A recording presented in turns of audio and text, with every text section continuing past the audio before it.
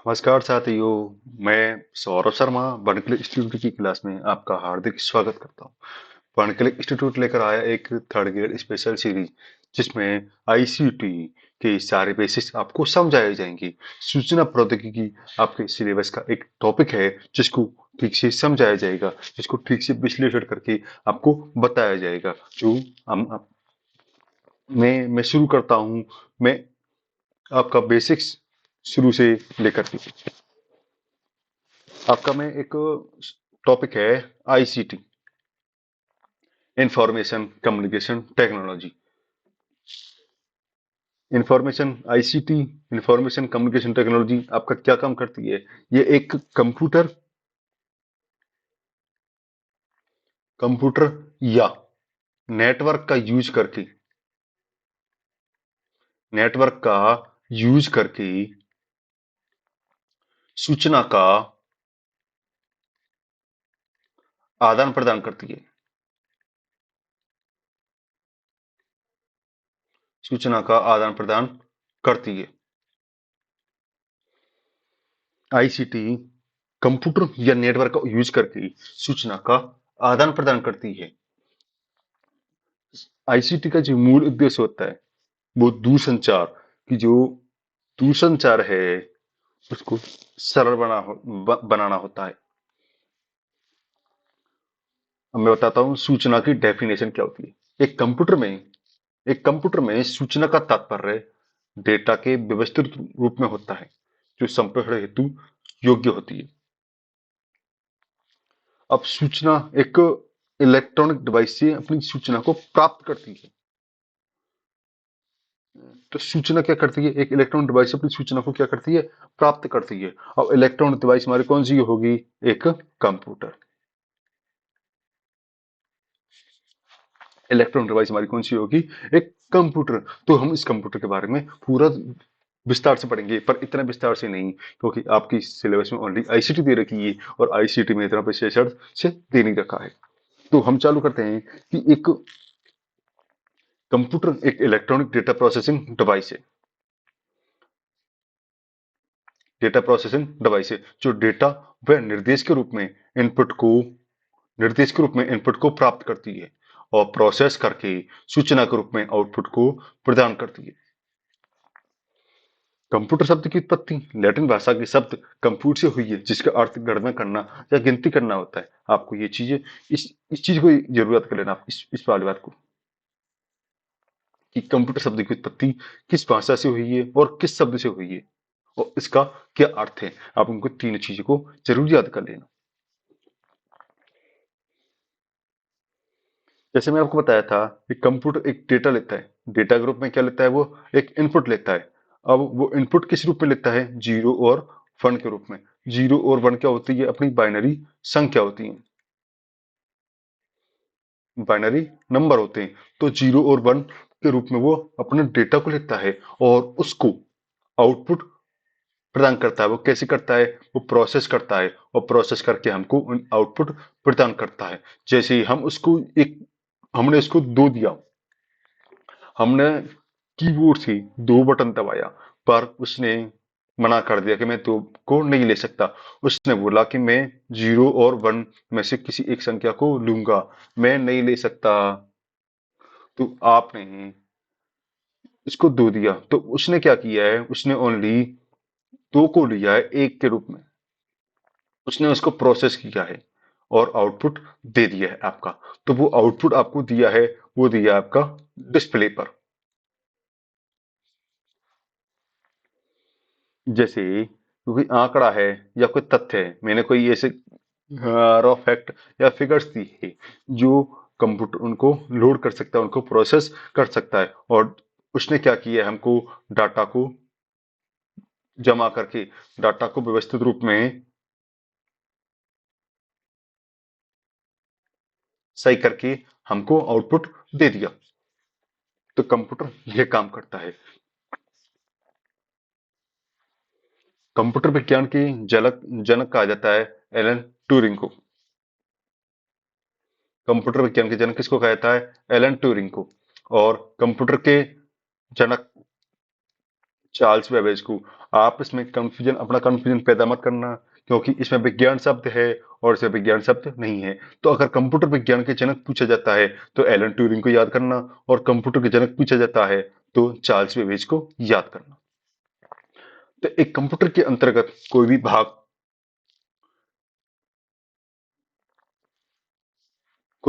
या तो हार्डवेयर होता है या सॉफ्टवेयर होता है। कंप्यूटर के अंतर्गत या तो कोई भाग हार्डवेयर होगा या सॉफ्टवेयर होगा। मैं आपको बता देता हूं कि हार्डवेयर क्या होता है। हार्डवेयर जिनको हम छू सकते हैं, छू सकते हैं, महसूस कर सकते हैं, महसूस कर सकते हैं। और आपका सॉफ्टवेयर होता है जिसको ओनली हम देख सकते हैं बस।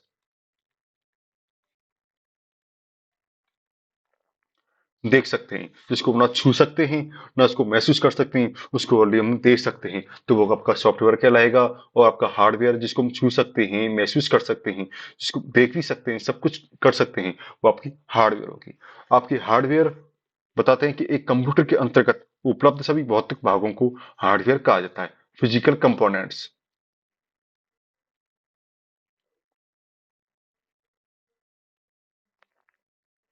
फिजिकल कंपोनेंट जिनको हम छू सकते हैं, देख सकते हैं, महसूस कर सकते हैं, वो आपकी हार्डवेयर कहलाएगी। अब आती है आपकी पेरिफेरल डिवाइस। आपकी पेरिफेरल डिवाइस क्या होती है? पेरिफेरल डिवाइस होती है एक आपकी, जैसे आपका एक माउस है, द कीबोर्ड है। मैं बता देता हूँ आपको, माउस और कीबोर्ड एक कंप्यूटर के साथ नहीं होते हैं, इनको सहायक के रूप में काम में लिया जाता है। कीबोर्ड और माउस को सहायक के रूप में काम लिया जाता है, तो इनको सहायक डिवाइस भी कहते हैं। सहायक डिवाइस का इंग्लिश वर्जन होता है पेरिफेरल डिवाइस।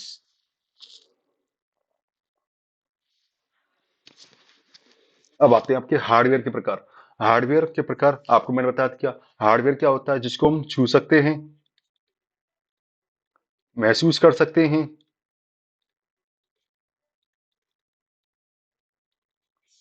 ये आपकी हार्डवेयर डिवाइस होती हैं। जिसको CPU, input, output, memory and storage, ये आपकी क्या हो गई? आपकी हार्डवेयर डिवाइस होगी। तो सबसे पहला आपका आएगा सीपीयू।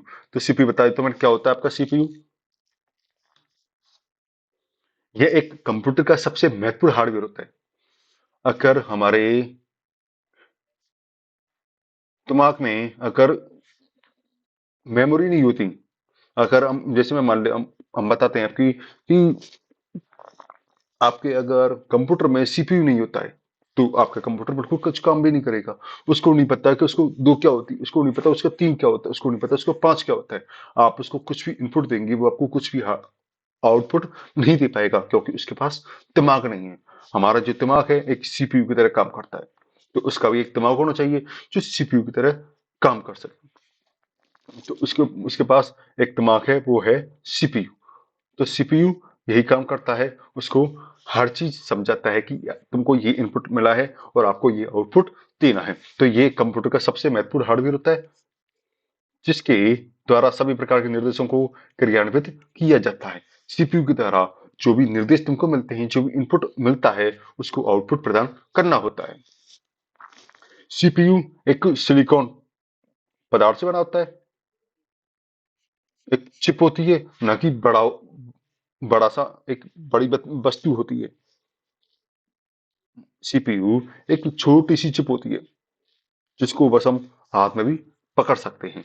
जिसको क्या करते, मदरबोर्ड होता है, एक बड़ा सा बोर्ड होता है, और इधर की साइड एक सीपीयू लगा होता है, तो हम उसको सीपीयू बोलते हैं। सीपीयू और संबंधित भाग मदरबोर्ड से जुड़े होते हैं, इसलिए कंप्यूटर मदरबोर्ड को कंप्यूटर की बैकबोन कहा जाता है।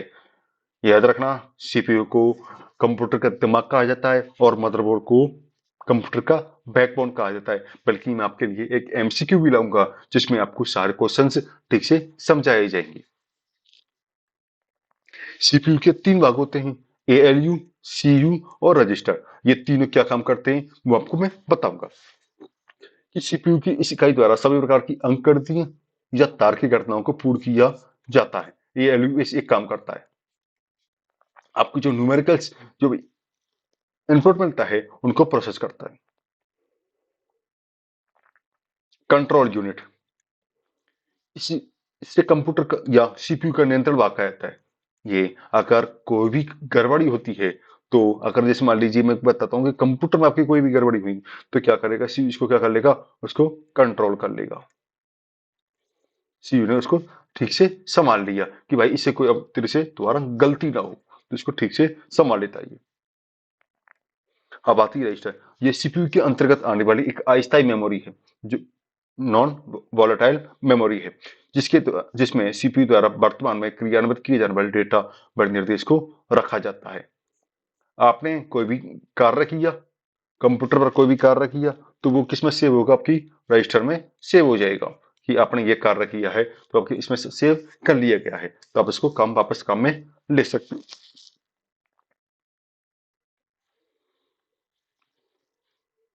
अब बताता हूँ सीपीयू की गति जीएचएड गीगाहर्ट्ज में मापी जाती है। और एक आता है एमआईपीएस। एमआईपीएस में सीपीयू की जो प्रोसेसिंग करने की गति होती है वो मापी जाती है, प्रोसेस करने की गति।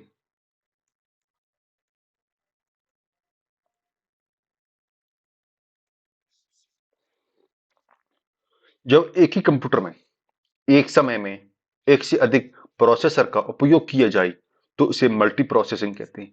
आप एक साथ एक ही समय में एक से ज्यादा काम करोगे, तो प्रोसेसर ज्यादा काम करेगा। तो उसने क्या किया है, उसने बोल दिया है कि मैं एक साथ एक समय में और कई कार्य कर रहा हूं, तो मैं मल्टी प्रोसेसिंग कहलाया। इसका ये मतलब है। अब आती है आपकी दूसरा हो गया आपका इनपुट डिवाइस। इनपुट डिवाइस क्या होती है? इनपुट डिवाइस आपको मैं ठीक से समझाऊंगा कि एक कंप्यूटर का हार्डवेयर है, जिसका उपयोग एक यूजर द्वारा प्रदान की जाने वाली डेटा में निर्देशों को प्राप्त करने हेतु किया जाता है। कंप्यूटर क्या करता है, इनपुट लेता है, किसके द्वारा, माउस के द्वारा, किसके द्वारा, कीबोर्ड के द्वारा। तो कीबोर्ड क्या होगी, आपकी एक इनपुट डिवाइस हो गई। माउस अब क्या हो गया, आपका एक इनपुट डिवाइस हो गया। कंप्यूटर इन दोनों से आपका एक इनपुट लिया, एक निर्देश लिया, और उसने आउटपुट प्रदान कर दिया कि आपका ये आउटपुट है। जैसे बताओ कि आपका कीबोर्ड है, माइक है, माइक्रोफोन है, लाइट पेन है, स्कैनर है, डिजिटल कैमरा है, OCR optical character reader, OMR optical mark reader, BCR bar code reader, touch pad, MICR magnetic ink character reader या रिकॉग्नाइजेशन, ठीक है, या माउस या जॉयस्टिक या ट्रैक बॉल या ग्राफिक्स टैबलेट।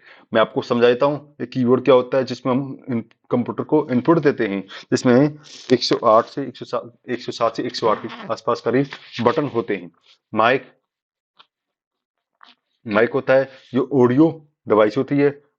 माइक्रोफोन भी एक ऑडियो डिवाइस है। लाइट पेन जो मैं यूज कर रहा हूँ, एक वो लाइट पेन की तरह यूज किया जाता है। स्कैनर ये किसी डॉक्यूमेंट को स्कैन करने के लिए काम आता है। डिजिटल कैमरा एक फोटो लेने के लिए काम आता है। ऑप्टिकल कैरेक्टर रीडर ये वर्ड को, अक्षरों को पढ़ने के काम आता है। ओएमआर आपकी ये कॉपी चेक होती हैं, वो ओएमआर ऑप्टिकल मार्क रीडर पर चेक होती हैं। बारकोड रीडर एक बारकोड को पढ़ने के लिए बारकोड रीडर का बीसीआर का प्रयोग किया जाता है। टच पैड टच पैड एक टच पैड एक माउस होता है जो लैपटॉप में यूज किया जाता है। MICR magnetic ink character reader जो आपके बैंक चेक होते हैं उनको पढ़ने के लिए किसका यूज किया जाता है, एमआईसीआर का यूज किया जाता है। माउस एक इनपुट डिवाइस है, मैं आपको बताया मैंने। जॉयस्टिक एक गेम खेलने के काम आता है। ट्रैक बॉल भी एक गेम खेलने के काम आता है। और ग्राफिक्स टैबलेट इसको ड्राइंग बनाने के काम में लिया जाता है।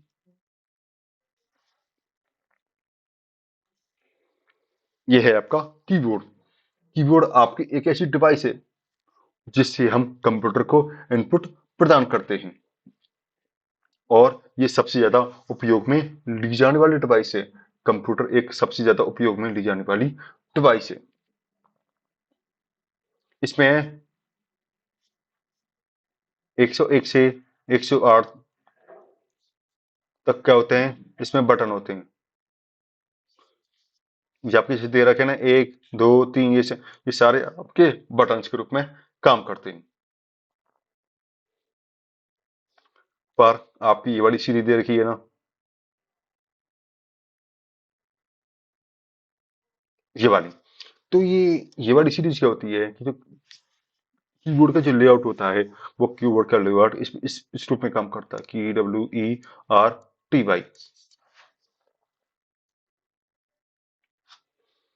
आपको मैं बता देता हूँ, जैसे आपने कोई बटन दबाया, अगर आपने वो बटन 0.5 सेकंड तक दबा के रखा, तो क्या होगा, आपका यही वाला बटन बार बार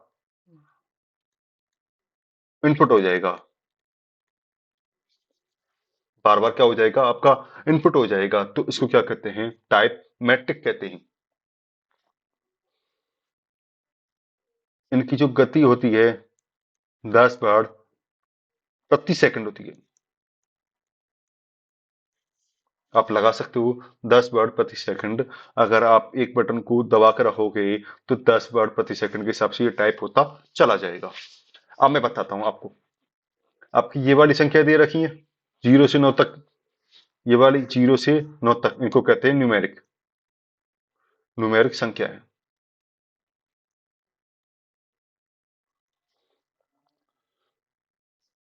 आपकी ए से, ये वाली सारी दे रखी है ए से जेड तक, ये आपकी कहलाएंगी अल्फा की,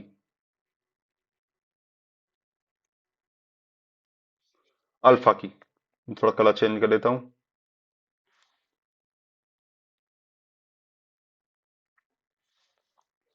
ठीक है। और ये आपकी दे रखी है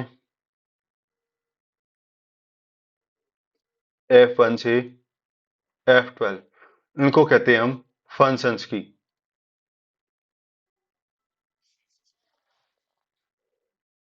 जैसे मैं बता देता हूँ कि अगर आप F1 को दबाओगे, तो आप इससे हेल्प ले सकते हैं। एक आपका हेल्प का कॉलम खुल जाएगा, आप उससे हेल्प ले सकते हैं। और जैसे मैं बता देता हूँ कि आपका जो कोई भी अपने कोई फाइल है, फाइल आपको कोई सेव करनी है, तो आप उसका रीनेम कर सकते हैं। फाइल को आप रीनेम कर सकते हैं। F3, ये F3 है, इससे आप क्या कर सकते हैं, सर्च कर सकते हैं।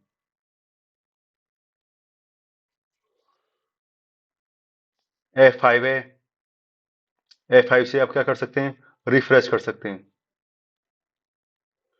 कीबोर्ड में ओनली F5 दबाने से रिफ्रेश होता है। अगर आप लैपटॉप का कीबोर्ड यूज करते हैं, तो फंक्शंस प्लस F5 दबाना पड़ेगा, तब आपका एक लैपटॉप रिफ्रेश होगा। और जैसे आप कोई फाइल डायरेक्ट सेव करना चाहते हो, तो आपको उसमें उसके लिए F12 का यूज करना होगा। ये सेव करने के लिए यूज की जाती है आपकी। ठीक है।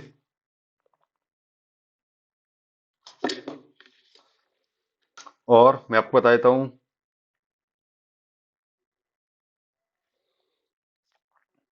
जो आपकी ये संख्या दे रखी है, ये वाली 0 से लेकर के 9 तक, और ये वाली संख्या दे रखी है आपकी, ये वाली भी। देखिए आपकी जो न्यूमेरिकल कीपैड होता है, वो क्या होता है, इसमें कितनी कीज होती हैं, 17 कीज होती हैं। कितनी कीज होती हैं, न्यूमेरिकल कीपैड में 17 कीज होती हैं। अब आपका एक इधर की साइड में एक दे रखा होगा, जिनमें 3 का निशान वो आता है, इनको कहते हैं नेविगेशन की।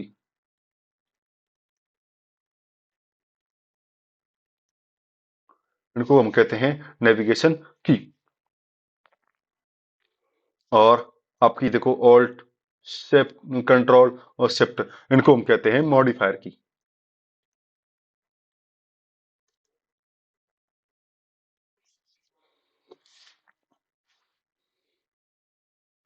और जैसे आपकी कैप्स लॉक, नम लॉक, और आपका एक स्क्रॉल लॉक, इनको जैसे मैं बता देता हूँ। एक सेकंड रुकिए, मैं इधर बता देता हूँ मैं। Caps lock, num lock, scroll lock. इनका मतलब क्या होता है? कैप्स लॉक का मतलब होता है कि आप वर्ड को छोटा व बड़ा कर सकते हैं। सॉरी, छोटा बड़ा मतलब जैसे आपका एक कैपिटल ए, तो आप इसको स्मॉल ए कर सकते हैं। अगर आपका स्मॉल ए है तो इसको कैपिटल ए कर सकते हैं।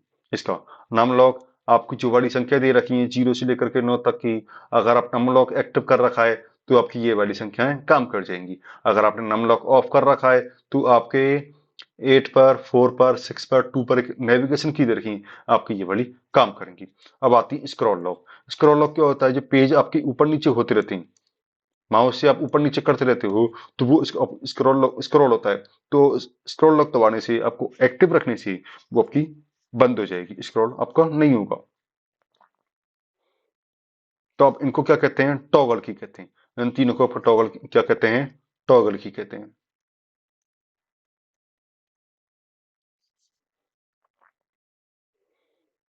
अब आती है आपकी स्पेशल की। स्पेशल देखो, एग्जिट,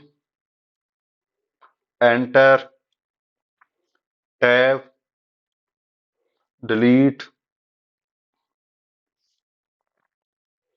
बैक स्पेस या स्पेस बार, ये आपकी क्या हो गई? ये स्पेशल की होती हैं जो हर बार यूज की जाती है। स्पेस बार आपका हर कीबोर्ड में होता है और हर कीबोर्ड में यूज लिया जाता है।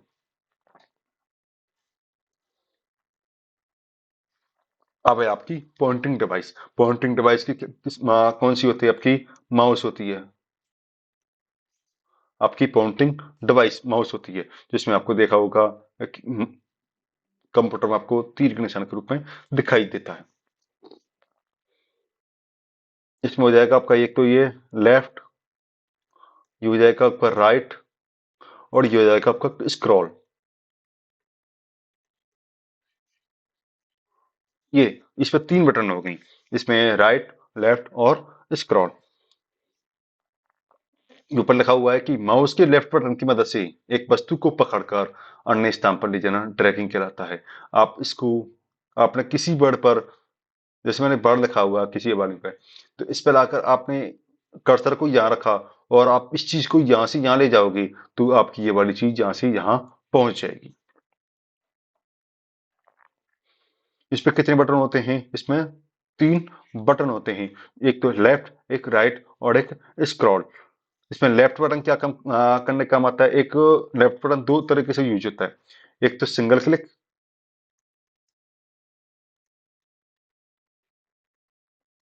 और एक होता है डबल क्लिक।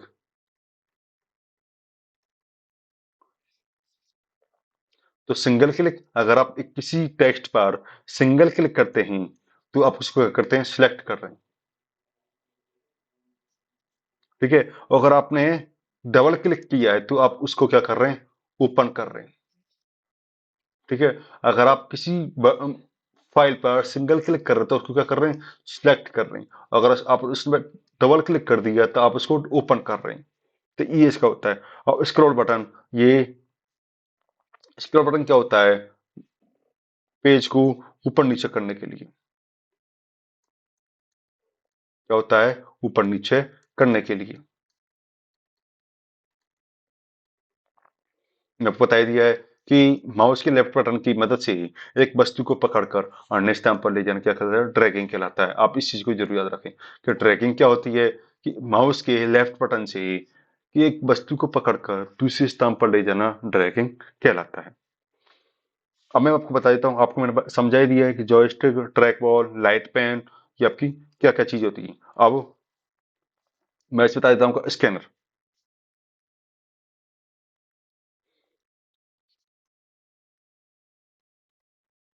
स्कैनर ये डॉक्यूमेंट को स्कैन करने का काम आता है। स्कैनर क्या काम आता है? एक डॉक्यूमेंट को स्कैन करने का काम आता है। जैसे समझा देता हूँ जैसे आपकी एक हार्ड कॉपी के रूप में, एक हार्ड कॉपी आपके पास, आपको उसको सॉफ्ट कॉपी बनाना है, तो आप क्या करोगे? एक स्कैनर का यूज करोगे। आपके पास एक कॉपी है, आपके हाथ में एक कॉपी है, आप उसको सॉफ्ट कॉपी बनाना चाहते हो, तो आप किसका यूज करोगे? स्कैनर का यूज करोगे।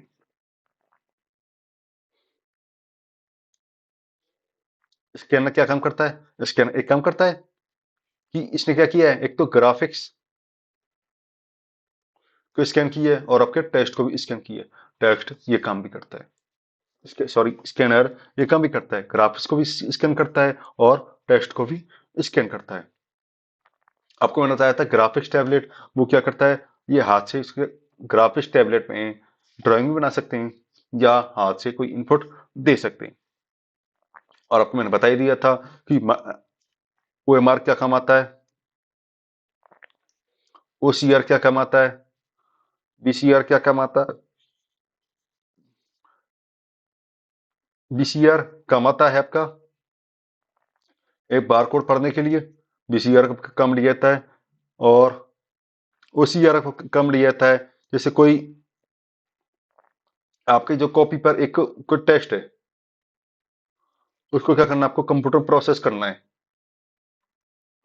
कंप्यूटर में प्रोसेस करने के लिए तो आपका किसका यूज किया जाता है, ओसीआर का यूज किया जाता है। अब आती है आपकी ओएमआर। तो ओएमआर आपके कोई गोला की है तो उसको पढ़ने के काम आता है क्या, ओएमआर। और हम आगे पढ़ते हैं, हम कल की क्लास में पढ़ेंगे आपका एक आउटपुट डिवाइस जो आपका इसमें लास्ट टॉपिक होगा। तो आपके ये हार्डवेयर सॉरी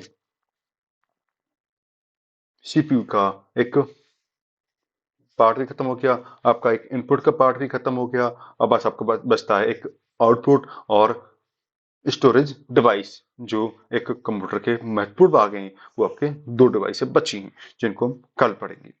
और आपके एक न्यूज दे देता हूँ कि हम कल से ही हमारी जो क्लासें हैं वो कल से ही एक स्विच बुलेटिन भी लेकर आ रही हैं, जो राजस्थान सरकार की प्रमुख खबरें हैं जो आपको सुबह बताई जाएंगी, जिसको आपको कल इसकी पहली क्लास लगने जा रही है। जो आज की खबर है वो आपको कल सुबह पढ़ाई जाएंगी एक सुजस सारांश के रूप में। ठीक है, मिलते हैं फिर कल सुबह। धन्यवाद, नमस्कार।